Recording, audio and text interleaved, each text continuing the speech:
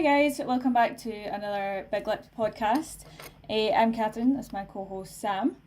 So this week it won't be quite as structured as our last podcast, just purely because the subject matter is so, it's so meaty, it's a bit kind of long-winded, infinite, there's no right or wrong answer to it. So basically this podcast will be talking about the idea of censorship in films, with particular focus on video nasties from Britain in the kind of early 80s, 90s.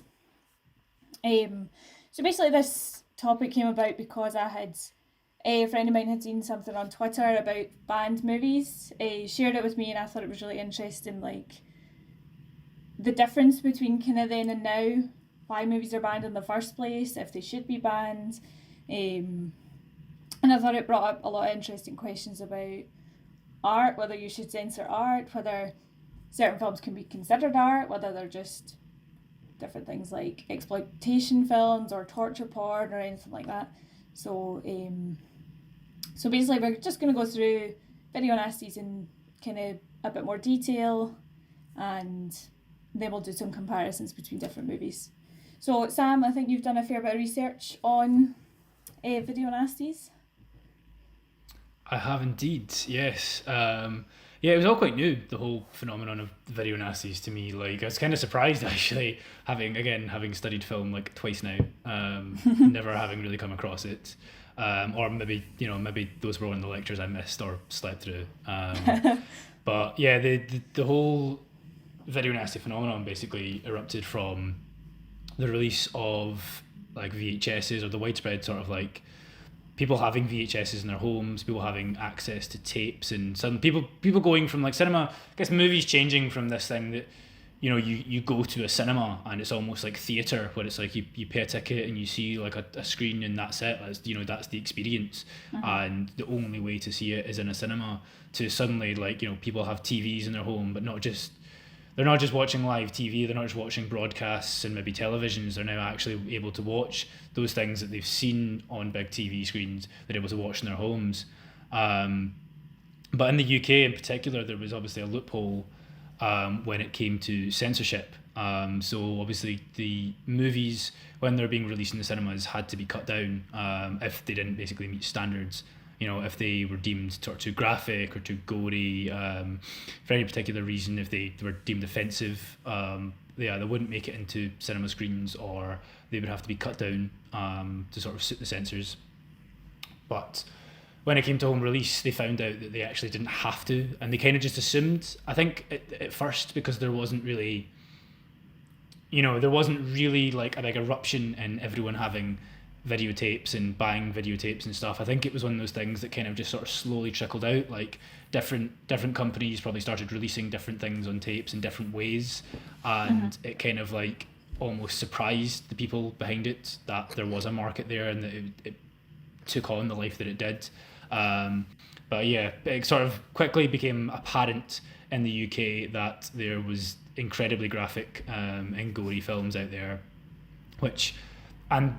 this provoked a very sort of visceral reaction from the public, and certainly from the Conservative Party, and mostly because of the idea of children being exposed to these tapes. There was so many stories at the time of kids finding tapes of films that they should never have seen, or going around to a friend's house and them putting on a tape that they would never be shown in their own home.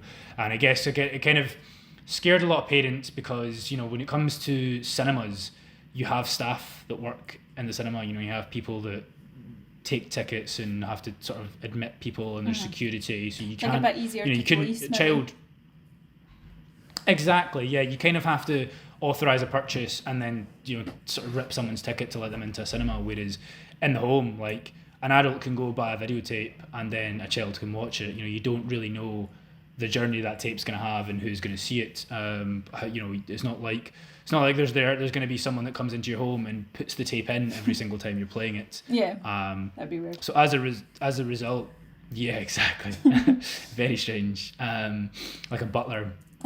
But yeah, as a result obviously they basically, it was 1984, I think, they passed an act which basically allowed the sort of censorship of movies. They just, I think it was, they kind of censored along the lines of, I think the phrase was like suitability for home viewing, which is a sort of deliberately vague term, but yeah, the idea was, I think the argument that was sort of spearheaded by Mary Whitehouse in particular was very much, think of the children, like what would the children be able to handle seeing? What if a child could see this? It's like so that bit in The Simpsons, they basically, that kind of running joke with the Lovejoy's wife, Helen Lovejoy. Yeah. Yeah, that's it, isn't it? And just at any moment, I think screaming, "Won't somebody please think of the children?" Was that was based on Mary Whitehouse, wasn't it, or did I make that up? I'm not sure. It could be. That'd be funny.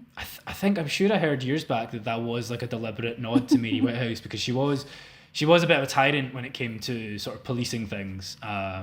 I read a few kind of quick stories on top of the video nasty phenomenon, where the video nasty basically is a list of 72 films, which are sort of, they do deal with very obscene subject matter. They deal with rape, they deal with physical violence, and it could be argued as a glorification of violence and death and misery. But yeah, Mary Whitehouse kind of had no end to her targets. She was campaigning constantly for things to be censored and changed. She got episodes of Doctor Who cut down, which is a really weird one, in the 80s, because she thought that it was going to harm children. She teamed up with Margaret Thatcher at one point to try and get sex toys banned. So she obviously lived a very fulfilling life. But yeah, I think it seems that the pandemonium of the 80s was the height of the video censorship movement. That seemed to be when it was at its peak, when people were kind of most worried, because it was a new thing. I think they didn't really, there was all these stories, reports of violence going up in underage, in sort of younger demographics, and a lot of media publications on the idea that it was to do with obviously violent movies.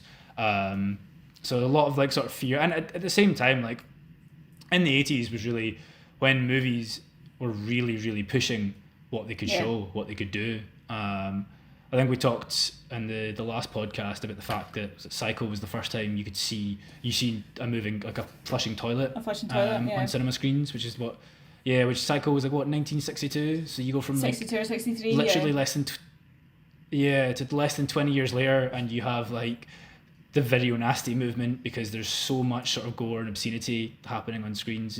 So it is quite a rapid change in what people are being exposed to. And in a sense, it is kind of natural that it would provoke a bit of a reaction, a bit of a fear. Do you think, though, that part of it was maybe some people were purposely doing it for a reaction to annoy people like that? Oh, absolutely. Yeah. Absolutely. There's always, and that's always going to exist. If you having film there as a medium, you're always going to have. You're always going to have people, for instance, that grow up watching films and think, well, what if that went a bit further? What if that scene went a bit further? What if that movie went a bit further?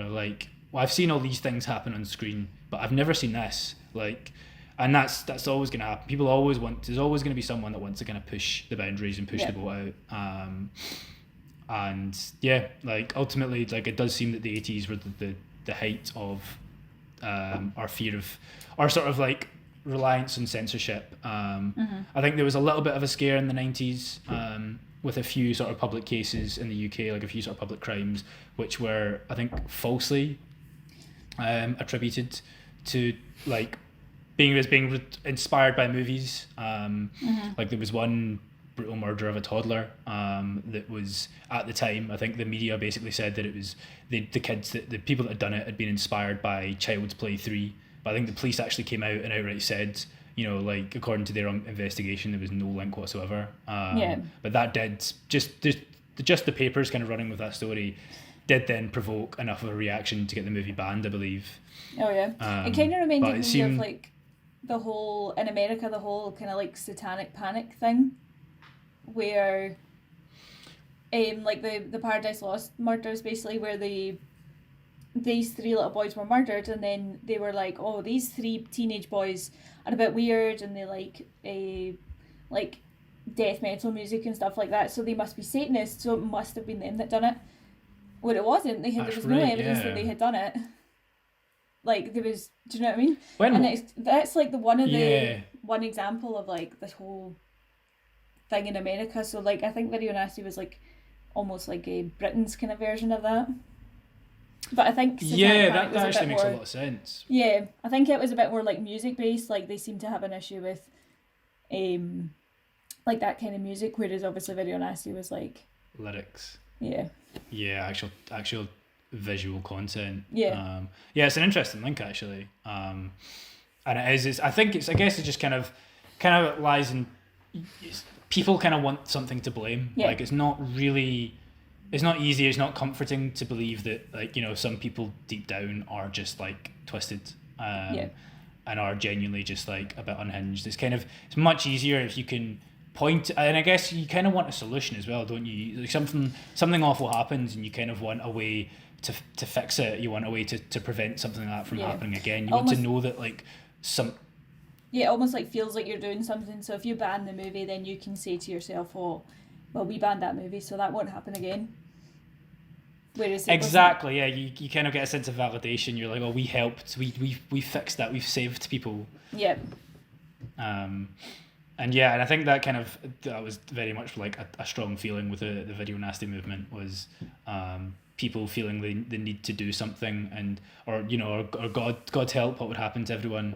Mm-hmm. But it did kind of for the most part, it did kind of fade away. Like, at one point Britain was like the strictest in the world in terms of censorship, and I don't think that's so much the case now.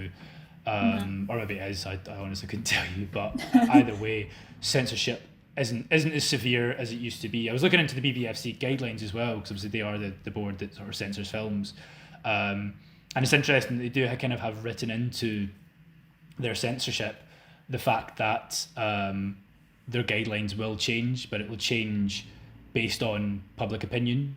So they do kind of have that awareness that over time, what is perceived as, you know, acceptable and what is perceived as unacceptable is going to change. And I guess with the fact that, like, you know, if there's all these movies that come out at the start of the 80s that are the end of the 70s, and the people at the time are terrified, you know, if you're exposed to this, then you're going to grow up and become a serial killer. Enough time has now passed that people have seen those movies and grown up. So I think it's almost like proof is in the pudding, and it's like, well, okay, well, if that's not happened, then we don't really need to be as strict. But it seems like the sort of the Video Nasty thing went away around 1999. I think it was the departure of James Fairman from the BBFC was when things started to change. That was when, so when the Video Nasty movement went about, they obviously were classifying films that were being released, but any movie that had been released would have to submit for classification. So I remember you'd said to me before that The Exorcist had obviously been in circulation in the UK, but was then it had banned. been in cinemas, and then I'm sure the video had been released, and then they like withdrew it. So how many people have seen it in the time that you've, do you know what I mean? Apparently, it's not been so bad that you banned it outright, but So apparently the reason they banned it was because they just never bothered applying to have it certified for, like, certification. Yeah, I don't know why they didn't. Like, I don't know if it's just because they didn't, like, they were, I don't know if it was like a sort of chicken moment where they were like what are you really going to do about it? And then they were like, well, you're banned. Maybe they did it on, like, principle, like, no, a film has already been seen by the X amount of people. Why would I? Yeah, exactly. Why would I take the risk of it now being banned? Yeah, and I can understand not wanting to as well, because you have to pay. Apparently, you have to pay, not just pay to get the movie like certified, but you pay by the minute of footage. Mad. So, like, yeah, so literally, like, the longer the film is, obviously, the more you're paying. And The Exorcist is quite a long film, isn't it? Yeah, it's close to, like, 3 hours. Yeah.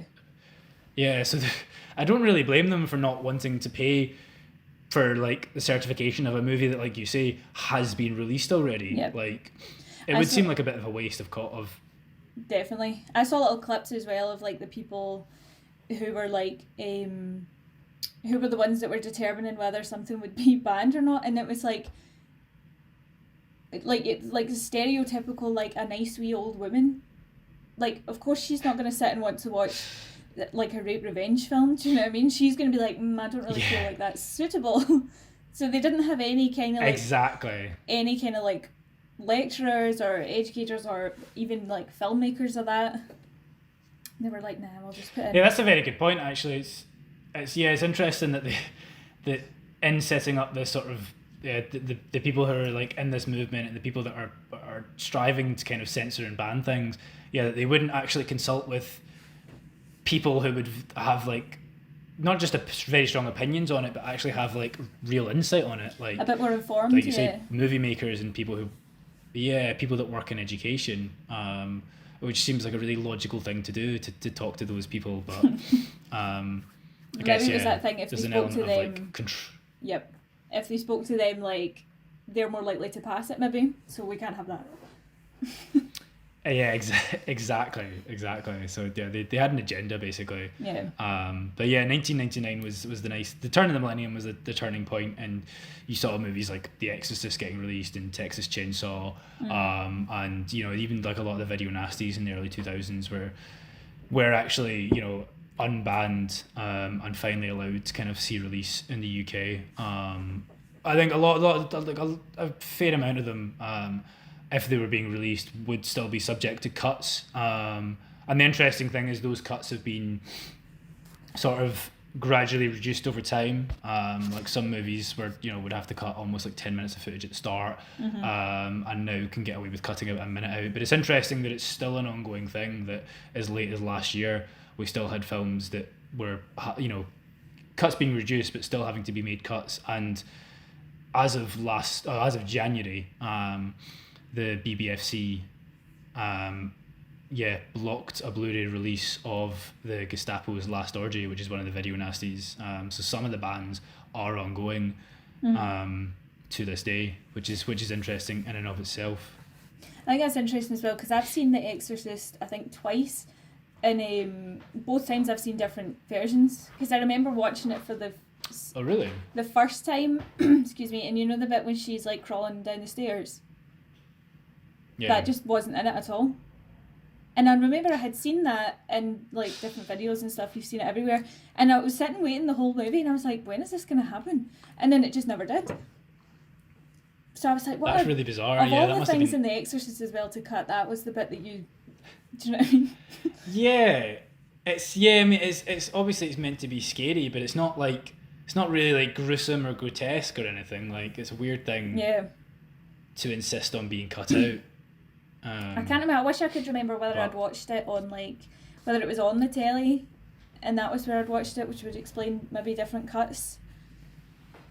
But I don't know. That's a good point actually, because they do have like televised cuts, don't they, of movies? Even movies like Back to the Future and stuff like that, they'll sometimes make little cuts in it if it's like before Watershed and stuff like that. Yeah, which is kind of mad. But it's interesting. It's an interesting idea whether you should. I think definitely some movies are made just to shock, and they have they're purposely made excessively gory or disgusting just to shock people like that, people that don't think these movies should be out there, kind of thing. Which I think kind of it almost like devalues the other horror movies that are gory but necessarily gory. Would you agree? Yeah, I kind of think, I'm actually not sure about that. Like because I was thinking, I was thinking yesterday about this, and I was thinking about the fact that, you watch a horror film that is ridiculously gory, and I think in a sense it almost, you could argue, and I think it kind of, my argument would be that it almost enhances other horror films, because because you know that those films are out there, because you know that films exist that will really, really like push things to the limit. I think it kind of adds an air of like tension and apprehension to movies, because you don't ever really know going into a film how far it's going to push things. And I think that's the thing. Like, I'd rather I'd rather have these movies out there that are sort of excessively gory, because I don't have to watch them ultimately. True. That's the thing. Yep. Like, it's I appreciate having the freedom to choose whether or not to watch them, but I ultimately, if I don't think it appeals to me, I'm probably not going to watch Yep. it. But and knowing that like the bar has been set like at such a ridiculous place, there is now that like suspense in a horror movie of like how far is this going to go, and you get like, there's a lot of movies that are a slow burn. I mean, Tarantino's sort of kind of famous for it, and you see it with like, it's not a horror film, but you see it with the Hateful Eight, where Yep. that movie's quite restrained, and it's a lot of talking right up into the final act, when there's suddenly like an incredible amount of bloodshed. But again, movies doing that is, I think it is a powerful thing, because you are always on the edge of this. You need to have that fear of like anything could happen. True, that's a good point. Yeah, in a movie. that's very true. So as I was saying at the beginning, I think it was interesting to look at, you've obviously mentioned movies that came out kind of late 90s, early 2000s. So I thought it'd be interesting to look at one from like the peak video nasty kind of era, and then like a new film, so what was banned and what wasn't banned, to see the differences. So the movies that I chose, one of them was 1978's I Spit on Your Grave, which I read at one point, I think was basically like the worst video nasty you could get, especially because when it came out, it's quite it was an really, achievement. I know, when it came out, the director had a lot of difficulty finding like distributors for it, and it was interesting that it didn't really make its impact until videos came out, because it's not the kind of thing that people wanted to see in the cinema necessarily. So once like home movies and that were a thing, it was just like it blew up. And then of course Roger Ebert famously and continuously said that it was the worst film ever made, and he hated it, and he said it was like a pile of garbage and everything like that, which I think just spurred people on to watch it. Yeah, absolutely. Like, I think that's, like hearing a critic say it's the worst film they've ever seen, there is a part of you that goes, well, I kind of need to see it now. Like, yep. Just out of curiosity, apart from anything else, like, how bad is it actually? I think it was interesting because exactly. obviously the film kind of follows basically this young woman. She goes from New York to this like holiday home. She's going to stay there all summer, but she's kind of like stalked and then horribly raped by these 4 guys, and the rest of the movie is basically her kind of overpowering that and basically getting her revenge on them, and she ends up murdering all of them. So I think all the things I've read about it say that it was banned because of like graphic sexual violence and like glorifying violence against women, but I think it's a weird one, because I think she's equally, it's a weird topic as well. It's always a bit difficult to talk about, like when there's like rape scenes and things like that, but I think I would agree with people who would say it was more of like a feminist film than maybe an exploitation film, because she does it in the end. She takes her revenge. She's not like, she does have her little moment obviously where she has to like kind of pick herself back up, and then I think it's very like, it's like almost like a caricature of what you would want women to do, like she's going out there and taking her revenge kind of thing, which I think is interesting as well, because it was the director, it was kind of loosely based on a true story, where the director kind of stumbled across this woman who was stumbling out of the bushes, and she was naked and she'd been raped, and he took her to the police station, and the police weren't very helpful, and they wouldn't take her to the hospital and different things like that. Oh, really? So I think it was more like maybe like we were talking about, like he wanted to do something, so this was the thing that he could do, where he kind of fictionally gave her revenge kind of thing. That was the sort of the writer-director's outlet. That was the director's outlet then, their filmmaker's outlet. Like, that was their way of having, they have that sort of I think something they've observed, something they felt in the world, and that's sort of where they've been able to put that feeling, where they've been able to channel it, and that gives them, like, they're making, at that point they're making something like with motivation, they're making it with intent. They're not just, it's not like you were saying there's a danger of before, where people, you know, film something just to push it as much as possible, just to get a reaction. I think it's not so much that case, it's more the, I think the rape scenes are, like, they are very graphic and they are difficult to watch, but I think it then just it puts you completely on her side. Do you know what I mean? Like, it's not, from my experience anyway watching it, I wasn't ever at a moment being like, well, maybe if she wasn't doing that kind of thing, she wouldn't. Do you know what I mean? I think it's obviously, it's hard as well because we're watching these things now when it's so different to, like, we're a lot more, I would say, desensitized to different things. Yeah, the landscape has very much changed, and a lot more has been done all across all sort of media, that it's probably not as shocking as it would have been when it came. So did you say it wasn't released in cinemas when it came out? It was released kind of theatrically, not in the US, in some kind of European countries, and then he took it to Cannes Film Festival, where it won a lot of awards, and then he still couldn't get a distributor in the US, and then it wasn't until he got like a distributor picked it up and did a different ad campaign and changed the title, and things like that it was released on video that it became a hit. And then I think, as I was saying, like, critics saying that, it's the worst film I've ever seen and it's horrible and it's this, that and the next thing, that just kind of spurred people on to see it. And you hear, it's weird because you hear stories about, like, such and such was in the cinema seeing it and there was guys cheering and things like that when she was being raped, which, if that was the case, then you could kind of understand it being banned. But then does it help anyone if it was banned? It was just so weird.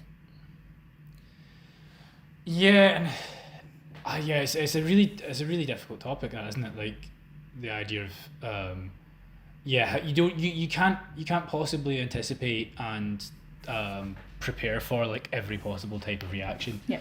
And I think ultimately, I think intent and the sort of in what you're making is so important. And I kind of thought, like, especially with, like, you know, regards to, like, think of the children thing, like, ultimately you can't ever, you can't really police people to that extent, or you shouldn't really police people to that extent, where you're telling them, like, no adult is able, no one in this entire country is able to view this movie on the off chance that a child might end up seeing it, because, like, you know, as much as it would be wonderful to protect, you know, anyone and protect children from harm and from things that might, because ultimately, you know, kids have less of an ability to rationalize what they're seeing and understand what they're seeing and realize that exactly. And we're able much more to be like, you know, we still get absorbed in them, we still get affected by them, but we're able to distance ourselves a bit more and go, okay, it is just a film. Like, I know that people have made this,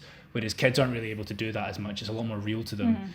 But at the same time, like, you know, there are kids out there who are exposed to violence. You know, there are kids out there who are exposed to horrible things. Again, that is a terrible thing, but it is part of the world that you can't physically protect everyone from everything.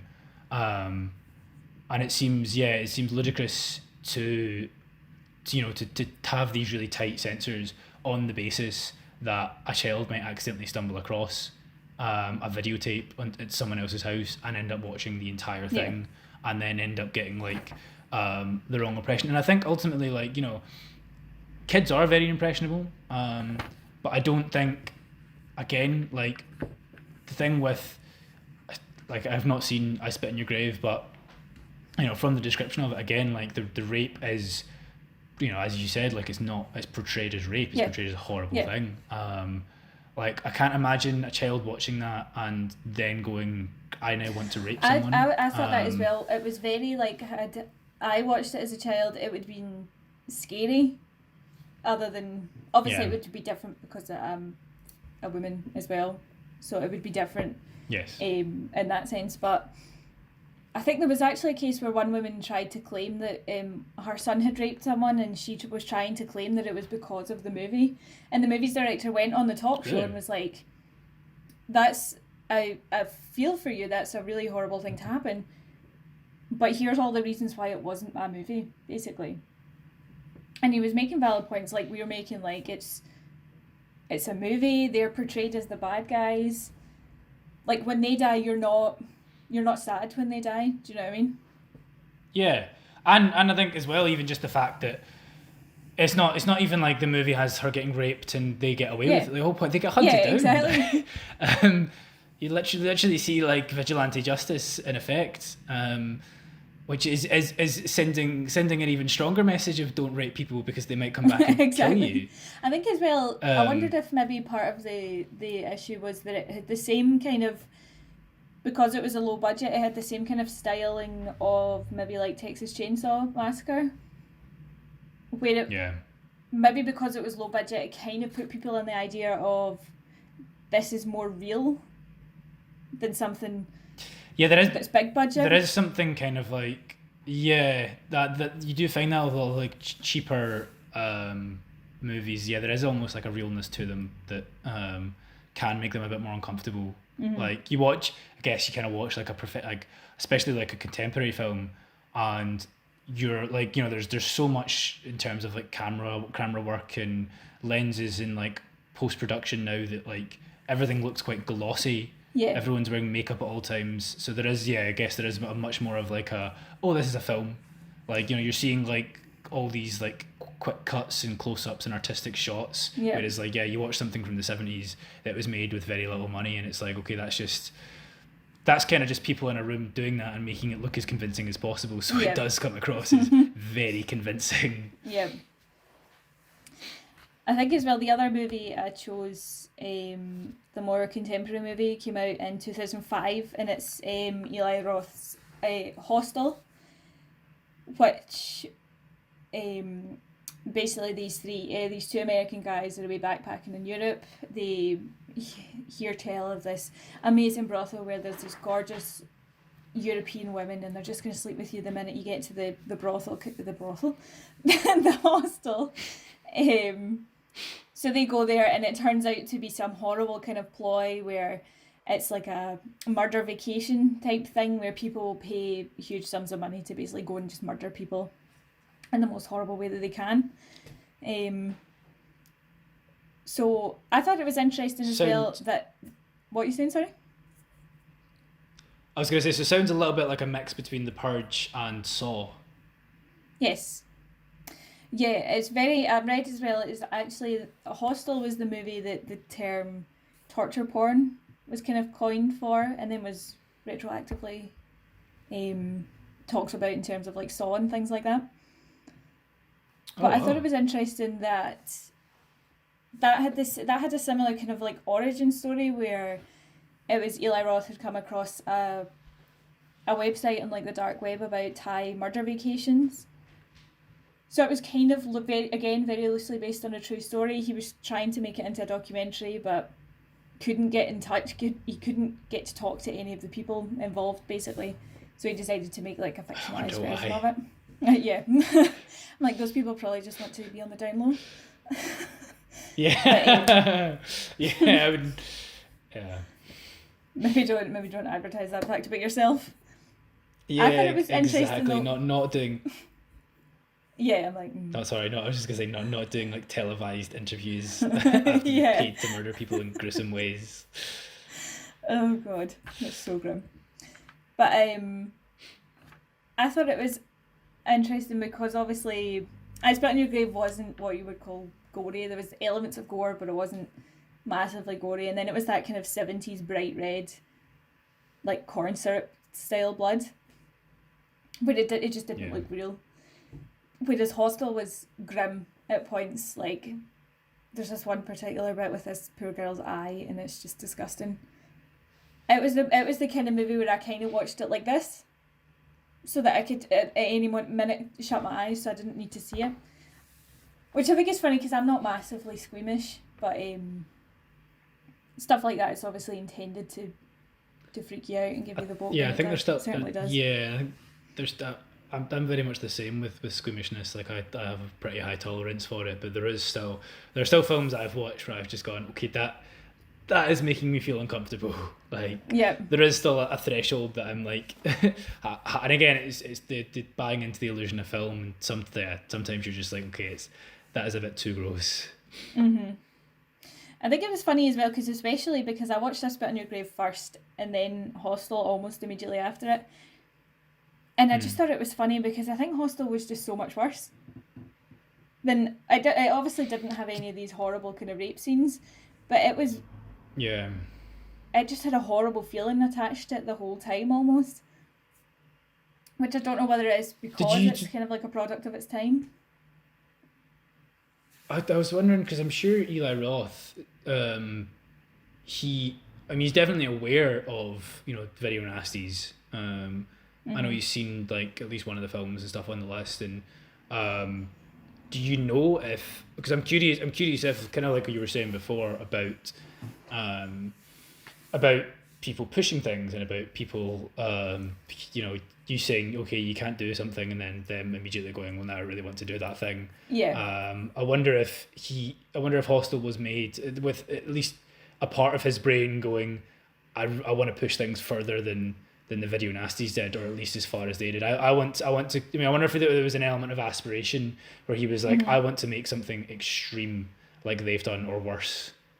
I think he was very like heavily influenced by like movies like Texas Chainsaw Massacre and those kind of slashery splatter films kind of thing, and he's just done it in a more kind of contemporary way. I think it was funny though, what really struck me was like there's the woman in it with the eye issue that I was telling you about. She basically, her and the main guy Paxton, he rescues her and manages to escape with her. And then basically they get all the way to the train station and they're still being followed by the people. And then she catches sight of herself in like a reflection. And she's so horrified, I mean rightly so, it's pretty horrifying, that she jumps in front of a train and kills herself, which allows him to get away. But I thought it was so funny, this kind of idea like that she's looked in the mirror and it's not until the minute she looks in the mirror that it's almost like she's like, oh my god, I am hideous now, I'll just jump in front of a train. Do you know what I mean? It makes it seem so superficial that she's just like... It wasn't like she was like, I can't live with the trauma of this was horrifying, my friends are dead. No, oh god. I'm not looking my best. Aesthetically I'm unpleasing, exactly. So that's it. Like, well, like ever find a husband? Better jump in front of a train. I know that. Nice convenient. Exactly. So I thought that was really funny, especially just specifically because I was comparing it to I Spit on Your Grave, that people had an issue with that. Yeah. But they were like, yeah, that's completely understandable that she would jump in front of a train. I know. Yeah, I know. Talk about character motivations. Yeah, I find it interesting as well that like you mentioned like torture porn, and obviously Saw pretty much birthed the popularity of that, didn't it? With it really pushing like the envelope on like what horrors could and would do, and obviously Hostel came out a couple years after the first Saw. A year after, I think.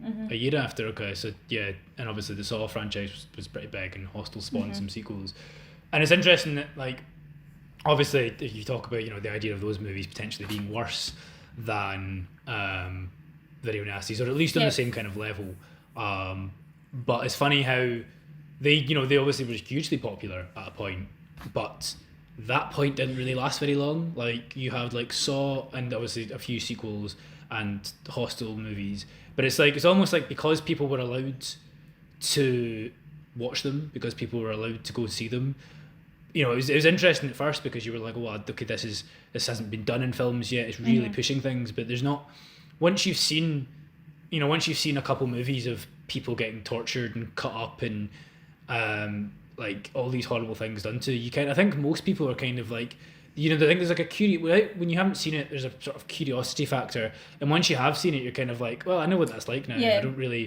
I don't like really you have can much only watch interest what, in. like maybe you could watch 3 Saw films. You don't need to watch the other like 5 or however many there is. I think they made 7 and maybe spin-offs. Yeah, they made the which is one wild. came out recently. The Jigsaw, I think it was just called. Jigsaw. Do you have any idea if it was I popular? don't know. Interestingly enough, though, Hostel was like top of the box office when it came out. It actually pushed Chronicles of Narnia off the top spot, which says everything you need to know. I like the idea that they were competing as well. Exactly. Oh, I know. Maybe the kids were sneaking in to see it, and that's what gave it the boost. Maybe they were like, I've Chronicles of Narnia. I've seen Lion the Witch in the Wardrobe. Don't really want to see Prince Caspian. I'll go and watch Hostel instead. Maybe they just felt, they were like, well, you know, all the gory movies are banned at home, so I'm just going to sneak into the cinema when it's easier to see them.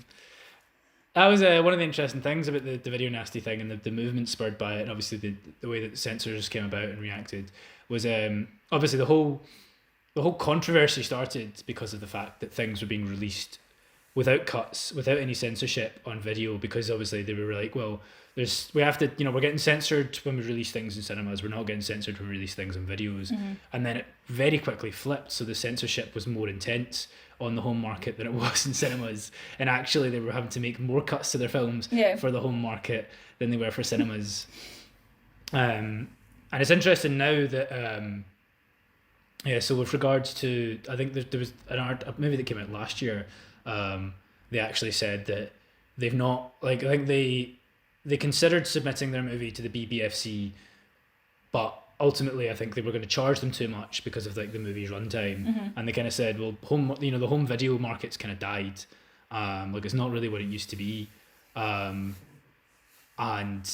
yeah, so they're not really bothered if they have to cut their film. Yeah. They just don't want to have to pay for it to be certified. And I think it's the fact that like that's now enough for them to just be like, you know, fuck it, we'll ban it ourselves. Exactly. Yeah. We'll take the hit, we'll take the ban. Just don't watch our movie then. Yeah, exactly. Like we spent too much money. Apparently there was exactly. Apparently around the early 2000s there was actually another attempt by a group of people, I'm not sure who, at something similar to the whole video nasty thing, where a list was sort of released, not by censors, but a list was sort of released of like, you know, horribly dark and provoking films, you know, these horrible movies that are way too terrible to be like in people's homes and for people to ever witness. And the public reaction was pretty much non-existent this time. Like people just didn't really care. So I'm like, especially now because you've got, if you want access to it, you can go onto like the dark web and see anything you want. So do you know what I mean? Exactly, if you want to see stuff like that, you don't need like movies like Saw. Do you know what I mean? Yeah, exactly. Yeah, you don't need Hostel. Like you can, unfortunately you can find anything you want really on the internet.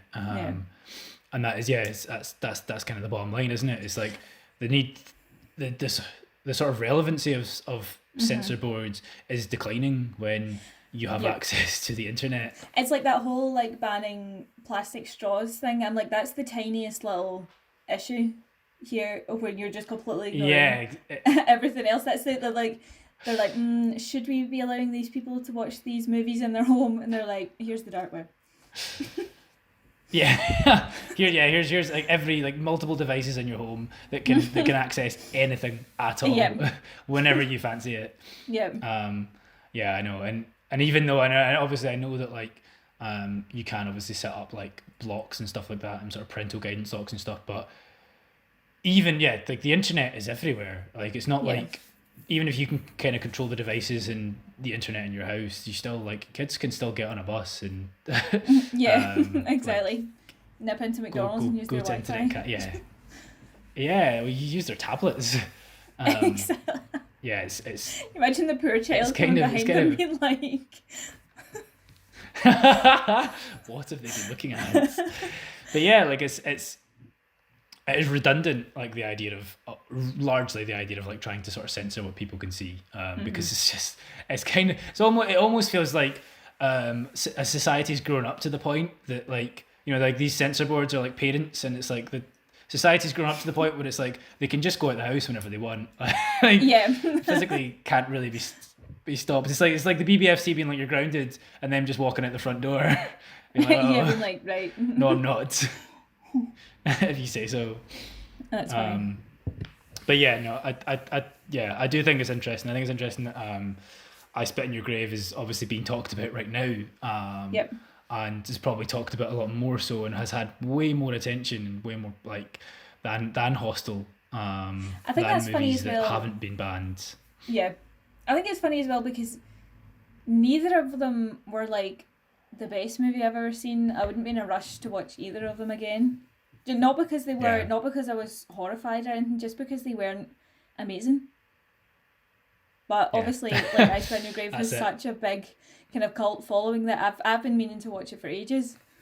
So I just think that's interesting. Yeah, but you were kind of thinking about. Definitely...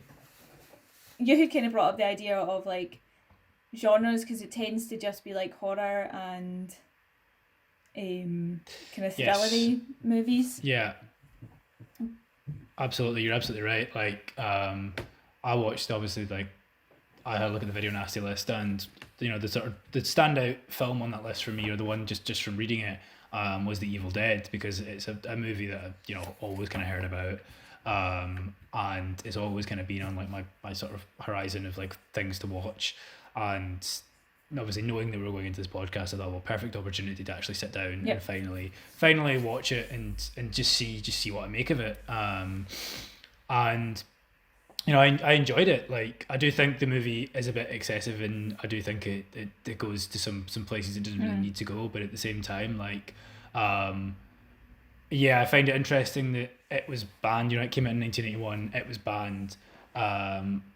you know, and I feel like that idea is quite silly. The idea of like how serious people kind of took it and how strongly they kind of reacted to a movie called The Evil Dead. Like it literally, like, it is very explicit in what, you know, what kind of movie you're in for. You know, it's a horror. Like the genre is called horror. It is kind of supposed to horrify you. That is like the movie's intention. You're not supposed to sit there with like a big smile on your face, like thinking, "Oh, this is wonderful stuff." Really, like, you are supposed to be going, "Oh my god." Yeah, exactly. And I think it's interesting that the Video Nasty and the sort of censorship board were interested in targeting violent and sort of horrifying movies, but they didn't really seem to be that much. It was kind of like one particular demographics idea of like a dangerous movie or a harmful movie, but I don't think there was really much intellectual thought into what really constitutes as harmful, what really constitutes as like damaging. And another film that I've watched recently, just kind of by chance, is 16 Candles, which is kind of like an 80s comedy. You know, came out in 1984, and in that there's basically like, ultimately, you know, the movie has like a sort of few storylines in the go. The gist of it is it's you know, this young girl, it's her 16th birthday, and everyone's forgot, you know, she has this big family and a lot's going on, and you know, everyone kind of forgets to wish her a happy birthday, and she's having a terrible day. But as the story sort of develops, you know, she's interested, she fancies this boy, and she kind of gets caught up in a bunch of like different shenanigans, and it's ultimately the sort of arc of the movie is about her sort of, the payoff for her is finding out this boy actually fancies her, and they have their, like, she gets her birthday cake at the end with him, and it's supposed to be like this nice sort of wholesome happy ending, where you're like, yes, go. But like one of the, you know, the movie has like its fair share of problems, but the thing that like in particularly really stood out for me was the fact that like the guy that you're supposed to root for her getting with at the end has an absolutely appalling outlook of women, and is in a relationship at the start of the movie, and his girlfriend ends up throwing a party at his house while his parents are away, and ends up getting really drunk, and he finds out at the party that our protagonist is infatuated with him, is interested in him, and then finds out the character he's talking to, who's another boy, has her underwear and makes a trade for her underwear with his like inebriated, passed out girlfriend, doesn't he?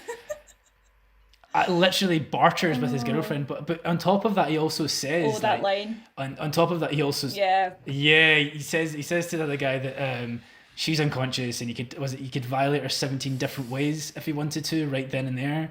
And this is a character you're supposed to root for, and this character you're supposed to be and the guy that you're supposed to be happy that she's ended up with at the end. Like, that is literally his view on his current girlfriend. It's really horrible. And then what ends up happening with the girlfriend is she ends up getting in the car with the younger boy. They end up sleeping together. And the movie also kind of tries to depict that, like, because he asks, they both wake up in the car the next day and neither of them can really remember what happened. And he asks if they had sex and she says they did. And he asks her if she enjoyed it and she says she thinks she did. Or she has a feeling she does, and it's just this really horrible message of like she was literally raped. Like, she didn't know who she was having sex with. Yep.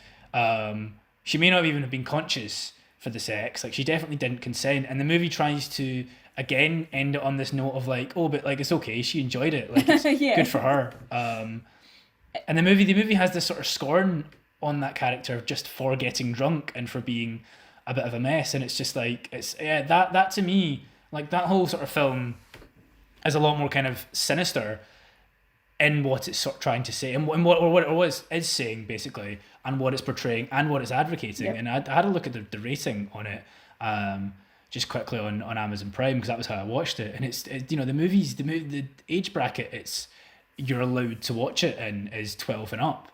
So it's literally like that. It's a movie that can be shown to kids and young teens and is promoting this really, really dangerous sort of behavior and attitudes. And I think that's far, far more like dangerous than the Evil Dead. Definitely. You know, which, like to sum up the Evil Dead, like the movie doesn't have much in the way of a plot. Basically, it's teenagers going to the woods into a cabin where they're staying, find a book. Obviously, they end up playing a recording of a message transcribed in the book, and then they get hunted by the Evil Dead, and kind of possessed, and all sorts of gory shenanigans ensue. But yeah, the Evil Dead again has some very messy, very messed up imagery. Yeah. It has some horrifying things that happens. It has like I think ultimately the main character kind of has to hack his friends to pieces because they all kind of get possessed and turned into demons that try to attack him. But the whole all the way through that movie, you're supposed to be horrified. You're supposed to be like, well, these are bad things that are happening. Yeah. Whereas 16 Candles has these actions, has these attitudes, and wants you to think, yeah, that's funny or that's okay.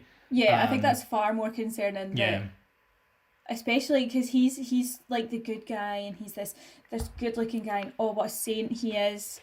Like, he's getting rid of that girlfriend she's a piece of trash because she gets drunk, and this weird. Yeah. No. Exactly. And interestingly, I had a look at it's Molly Ringwald who plays the sort of lead actress. Mm-hmm. She's the lead actress, she plays the main character. And she apparently a few years ago, I think it was maybe about 5 years ago now, sat down with her daughter to revisit her like early movies. Mm-hmm. Her sort of like she was in like a sort of streak of like 80s movies. She did another one with John Hughes, who wrote and directed 16 Candles, at Breakfast Club. Yeah. She sat with her daughter and kind of her daughter one as well. Exactly. Yeah. John Hughes is on a roll. And yeah, she her daughter was the same age she was when she was in them, and she basically, I think, published her thoughts afterwards on what she thought about the movies looking back. And yeah, she had a lot to say, a lot of sort of criticisms of the films that she was in, and apparently which I was quite impressed with at the time, like, because I think that was one of her, like, it was definitely her first film with John Hughes was mm-hmm. that movie, but I think it was still like quite early on in her career, and apparently she did try and like she did sort of lobby John used to change a lot of elements of the story. yeah. I know that like the subplot of like her underwear being traded around, I think she had a hand in like that being tweaked. So I'm assuming whatever that was originally It was worse, even worse. which is also really worrying. Yeah. Yeah, but she definitely she made an effort to try and get the whole trading off the girlfriend thing changed and the violating 17 different ways thing changed. And yeah, she was kind of like shut down on those ones. So it's like it's not even like the people making it can claim ignorance and they can go, oh, it was just the attitude of the time. That's so like true. they literally had like a cast member. Exactly, yeah. If you have like a cast member, a female cast member as well, telling you that like this is inappropriate, this isn't right, then it's probably worth again listening to, or at least at the very least, if you're going to have these things included, at least having like the sort of sense to take a stance against these like statements and these sort of beliefs, rather than like again, having them come from the mouth of a character you're supposed to root for. Yeah. It definitely, I think as well, the character of the other boy, I can't even remember his name. He was like, the whole way through, I was like, mate, stop talking. Like, he was giving me the vogue. Yeah, he's constantly sort of horned up, and I think, what is it, him and Molly Ringwald sit in a car at one point, and he tries to kiss her about like 3 separate times, doesn't he? When she's trying to talk to him, and she's also up. Yeah, she's upset, and then she says something like, "Oh, I can tell that you like me. I can feel it on my leg," kind of thing. Yeah. Again, it's sort of horrible, and again, these are characters you're supposed to root for, and the way it's all kind of played off is, oh, it's just kind of a joke. Again, I feel like that's a bit more harmful than people being turned into demons, and I think the issue with I think one of the funny things with Evil Dead as well is, when watching it, that movie was like screamingly apparent how cheap it was, and it really felt like a movie to me. Like you talked about I Spit on Your Grave actually feeling really real because of the fact that it was low budget. With the Evil Dead, I was looking into the making of it. I watched like an hour long documentary on YouTube that was released in like the early 2000s, where they sort of had a bit of a retrospective with like actors, and funnily enough, Eli Roth had a few bits to say on like on that's what I mean, and that's how I know he knows about the video nasties. But in that, they talked about the fact that like when they were filming The Evil Dead, they didn't really have a script, that it was a mess of a production. And one of the things I remember noticing when watching The Evil Dead was the lighting in the movie is awful. Yeah. I don't know if you noticed that when watching it, but like it's really like there's just constantly it feels like pretty much every single shot in that film they've just put a lamp in front of the actors, turned it to full, and then just recorded, because no matter where they are, no matter what's happening, for some reason there's always like a bright white light on like everyone's faces. That's so funny. To the point where like it looked like a lot of the movie was filmed on like a soundstage. Like it looked like it was that they built a cabin or a set on a stage, and that's how they'd made the movie. But watching the making of, they actually went out to this like rundown cabin. Yeah, they'd found it like just in the woods, hadn't they? Yeah. So they actually did go out, but it's amazing that they've managed to make that look fake. They've gone to all the trouble.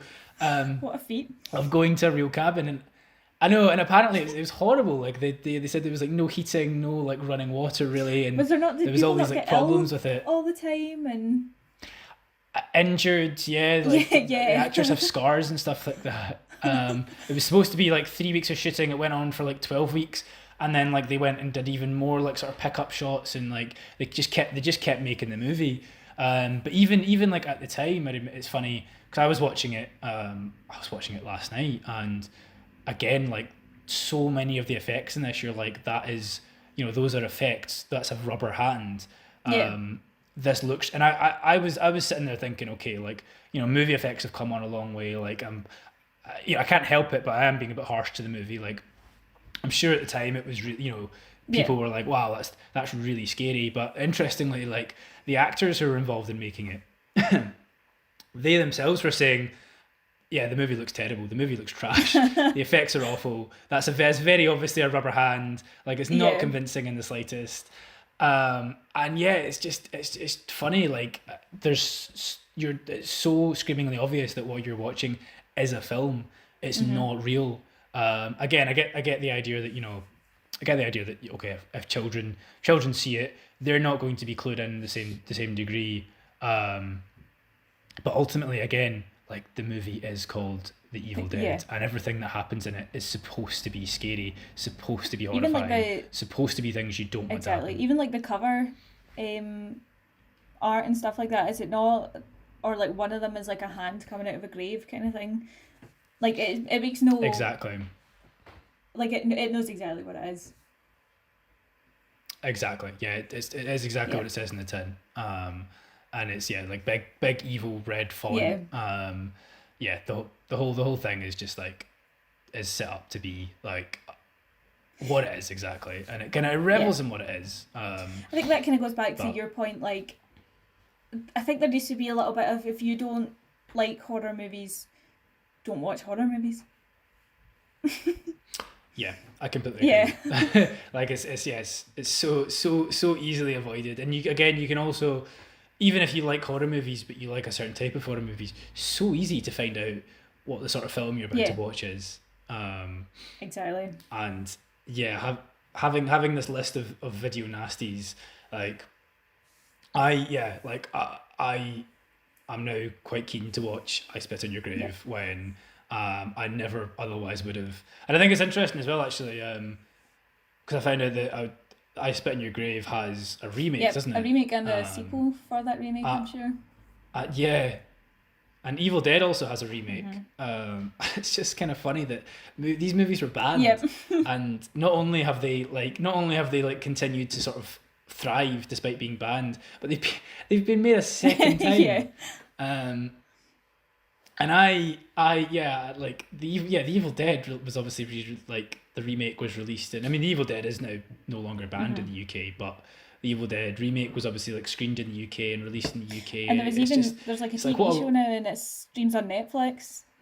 Like, that's right, yeah, exactly. Like and the guy that made it, Sam Raimi, went on to make the Spiderman movies. He went on to make movies for kids, which is also just interesting in and of itself. And I think it also just speaks to the fact that cinema is an art form, movie making is an art form, and there's different aspects to it, and there's different things that you can do,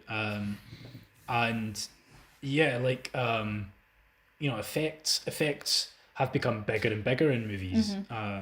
And The Evil Dead, I think, was Sam Raimi's first, or one of his first films. He obviously cut his teeth on that movie in terms of learning how to work with actors and effects, and learning how to do things that you otherwise would never ever be able to do. To allow him to go on to use those sort of skills to then make because Spider-Man was one of the first comic book properties that was actually adapted well. I think that and X-Men were the first two. And it is just kind of if he'd never made this horrifying film, then he would never we wouldn't have had our first on-screen Spider-Man movie. Superhero movies might not be where they are today if it hadn't been for that movie coming out and being successful. I think it's funny. I think all in all, it kind of, the list and the whole idea of video nasties kind of almost had the opposite effect. Like we were saying, I would want to sit and work my way through the video nasties just to see what the big deal was, how bad they were, kind of thing. So I think it's interesting that it had completely the opposite effect that it was intended for. Yeah, it entirely failed, basically. Rather than pitting people, rather than stopping people from seeing these movies, it's attracted people to them, and there are cult followings of these films and just of the list itself. Which just again talking about the whole torture porn fads that kind of rose and fell. It's the more sensible thing to do is just to allow these things to exist, and if you don't make a fuss about them, fewer people hear about them, fewer people see them. They kind of just go into the wild and die. Yeah, exactly. rather than cause any harm. That's so true. No, I think that was interesting. I feel like we could just go on and on and on for days with this Easily. topic. Very easily. But I think that's a nice wee point to round off. And I think obviously, like we were saying last week, I'll put a description of I'll put a little list of all of the films that we've spoken about in the description for the podcast if anyone wants to watch them now that we've thoroughly spoiled them. Yeah. And I think next time, Sam, it's your week to host in 2 weeks' time. It is indeed. Can't wait. Yeah, so that'll be exciting. I don't know what you're going to do yet, but I'm sure it'll be very interesting. I'm looking forward to it. Well, I hope so. Yeah. But yeah, no, I think that's all from us today. You happy with that? Absolutely. Yeah, I feel like we talked a lot, and you reined it in at a very good time, because like you say, like we could easily be sat here for a very, very long time discussing this. Exactly. But no, that seems like a good point to say goodbye.